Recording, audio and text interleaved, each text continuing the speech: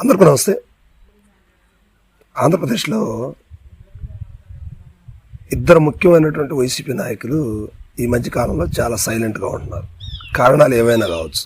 ఎందుకంటే జగన్మోహన్ రెడ్డి గారు వీళ్ళని స్లో అవ్వమని చెప్పారా, లేకపోతే వీళ్ళు పార్టీలో ఉన్నటువంటి విషయాలు వీళ్ళకి నచ్చక ఆగిపోయారా అనే అంశం మీద ఇప్పుడు రాష్ట్రంలో వైఎస్ఆర్సీపీ శ్రేణులందరూ కూడా చర్చించుకుంటున్నారు. అయితే ఆ ఇద్దరు పేర్లు ఎవరయ్యా అంటే ఇద్దరు కూడా ఒక రకంగా సెలబ్రిటీ కేటగిరీ కలిగినటువంటి వాళ్ళే. ఒక ఆయన మాజీ ఎమ్మెల్యే, ఒక ఆయన మాజీ క్యాబినెట్ చైర్మన్.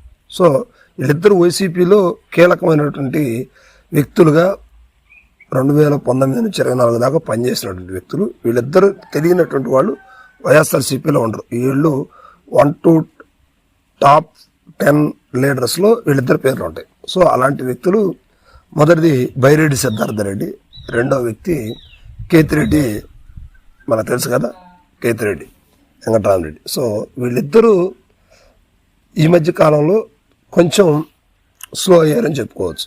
ఇక మాటల మాంత్రికుడిలాగా వైసీపీకి చిన్న ఇబ్బంది కలిగిన, చిన్న కష్టం వచ్చినా తన మాటలతోటి అదరగొట్టి బెదరగొట్టేటువంటి వ్యక్తి బైరెడ్డి సిద్ధార్థ రెడ్డి. ఎక్కడ కూడా కర్ర ఎరగదు, పాము చావదు అనే కోణంలో బైరెడ్డి సిద్ధార్థ రెడ్డి గారు చాలా క్లియర్గా మాట్లాడతారు. ఇది వైఎస్ఆర్సీపీకి చాలా ప్లస్ పాయింట్ అని చెప్పుకోవచ్చు. సో ఇక అదేవిధంగా రెండో వ్యక్తి కేతిరెడ్డి. కేతిరెడ్డి గారు అంటే ఆయన చేసేటువంటి గుడ్ మార్నింగ్ ధర్మవరం అనే ప్రోగ్రాం దేశ విదేశాల నుంచి కూడా ప్రశంసలు పొందినటువంటి వ్యక్తి. ఈయన జగన్మోహన్ రెడ్డి గారు ఓడిపోయినా కూడా ఆశ్చర్యం లేదు, కానీ ధర్మవరంలో కేతిరెడ్డి ఓడిపోయారు అంటే ఆశ్చర్యం, చాలా ఆశ్చర్యం అన్నమాట. సో ఇలాంటి పరిస్థితులు ఎందుకు వచ్చాయి ఏంటి అనేది మనం ఇప్పుడు చెప్పట్లేదు, కానీ మొత్తం మీద కేతిరెడ్డి గారు ధర్మవరం నియోజకవర్గంలో ఓటమి పాలవటం అనేది రాష్ట్ర వ్యాప్తంగా కాదు, చుట్టుపక్కల రాష్ట్రాల్లో కూడా సంచలనం అని చెప్పవచ్చు. ఎందుకంటే ఇప్పటికి కూడా ధర్మవరం నియోజకవర్గంలో కేతిరెడ్డి మీద గెలిచినటువంటి వ్యక్తి ఎవరంటే హఠాత్తుగా ఎవరో చెప్పలేరు. ఫేస్ చూసి కూడా, ఫ్లెక్సీలు చూసి కూడా ఎవరు కూడా చెప్పే పరిస్థితి లేదు. ఎందుకంటే ఆయన ఎవరో తెలియదు, ఆయన లోకల్ వ్యక్తి కాదు, అతను నాన్ లోకల్. పైగా ఎలా గెలిచాడు అనేది కూడా తెలియదు. ఎందుకంటే ఆయన టీడీపీ నుంచి గెలిచిన జనాల్లో ఒక ఆలోచన అనేది ఉండేది, కానీ ఆయన గెలిచింది బీజేపీ నుంచి గెలిచారు.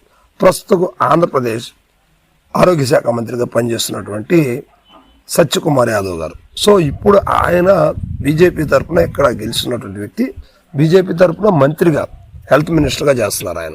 కానీ ఆయన పేరు ప్రఖ్యాతులు కానీ ఆయన గురించి కానీ ధర్మవరం నియోజకవర్గంలో ఎవరికి తెలియదు.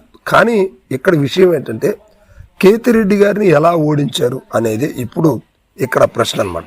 సో ఇక్కడ ఖచ్చితంగా ఏదో జరిగింది, ఏదో మాయ జరిగింది, ఏదో జరిగింది అంటూ వైఎస్ఆర్సీపీ గతంలో చాలా రకాలుగా ఆరోపించింది. అయితే కేతిరెడ్డి గారు మాత్రం చాలా స్ట్రాంగ్గా, చాలా గట్టిగా నిలబడ్డటువంటి వ్యక్తి ధర్మవరంలో కేతిరెడ్డి గారు. సో ఇప్పుడు కేతిరెడ్డి గారు ఇటీవల కాలంలో వైఎస్ఆర్సీపీ గురించి కానీ, లేకపోతే పార్టీ గురించి కానీ, లేకపోతే అధికార పార్టీ అయినటువంటి తెలుగుదేశం పార్టీ, జనసేన, బీజేపీ కూటమిని కానీ ఎక్కడ కూడా మాట్లాడలేదు. కారణాలు ఏంటంటే కేతిరెడ్డి గారు గతంలో కొన్ని వార్తలు వచ్చాయి, పార్టీ మారుతున్నారు అనే వార్తలు వచ్చాయి కదా. సో అవన్నీ కూడా ఫేకే, కానీ మొత్తం మీద మాత్రం కేతిరెడ్డి గారు ఎందుకో తెలియదు కానీ సైలెంట్గా ఉన్నారు. జగన్మోహన్ రెడ్డి గారితో సత్సంబంధాలు తగ్గాయనే మాటలైతే ధర్మవరం నియోజకవర్గంలో వినిపిస్తూ ఉన్నాయి. సో అదేమి కాదు, కేతిరెడ్డి గారు ఎట్లా పవర్ లేదు కాబట్టి ఆయన చేస్తున్నటువంటి కార్యక్రమాలను కూడా బ్రేక్ చేస్తూ కొన్నాళ్ల పాటు గ్యాప్ తీసుకోవాలని అంటున్నట్టుగా ఆయన వర్గీయులు అయితే ధర్మవరం నుంచి చెప్తున్నారు. సో ఇక రెండో వ్యక్తి చెప్పుకున్నాం కదా, మాటల మాంత్రికుడని బైరెడ్డి సిద్ధార్థ రెడ్డి గారు. సో ఇప్పుడు ఈయన ప్రాపర్గా నందికొట్కూరు అసెంబ్లీ స్థానం, ఇది రిజర్వేషన్.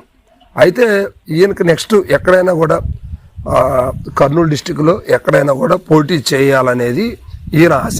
అయితే జగన్మోహన్ రెడ్డి గారితో గట్టిగా నడుస్తున్నటువంటి నాయకుల్లో అతి చిన్న వయసులో ఉన్నటువంటి నాయకుల్లో ఎవరున్నారంటే బైరెడ్డి సిద్ధార్థ రెడ్డి గారు. అయితే ఈయన ఫ్యాన్ ఫాలోయింగ్ అనేది మాత్రం వైఎస్ఆర్సీపీలో జగన్మోహన్ రెడ్డి గారి తర్వాత ఈయనకే ఉందనేది మనందరికి కూడా తెలిసినటువంటి విషయం. అయితే ఈయన కూడా ఇటీవల కాలంలో చాలా సైలెంట్గా ఉన్నాడు అనే మాటలు వినిపిస్తూ ఉన్నాయి. సోషల్ మీడియాలో పెద్దగా యాక్టివ్గా లేరు. ఎందుకంటే అధికారం లేదనే, లేకపోతే వీళ్ళు కూడా పార్టీ మారాలనే ఉద్దేశంతో ఏమన్నా ఉన్నారా అనే మాటలు కూడా వినిపిస్తూ ఉన్నాయి. అయినప్పటికీ ఈయన జగన్మోహన్ రెడ్డి గారిని విడిచిపెట్టేది లేదనే విషయం అందరికీ తెలుసు.